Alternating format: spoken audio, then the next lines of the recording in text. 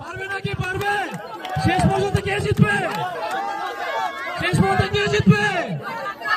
কার বেলুনটা বেশি সুন্দর?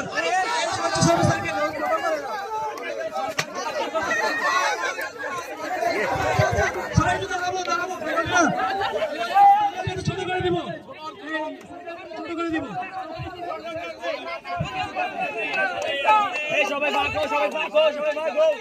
আমরা সবাই মিলেই সার্কেল হয়ে গেছি, আসলে তাদের জন্য আর কিছু দরকার নেই। দেখা যাক কে বেলুনটা হাতে স্টার্ট। শরৎচন্দ্র স্যার কি করছে? শরৎচন্দ্র স্যার কি করছে?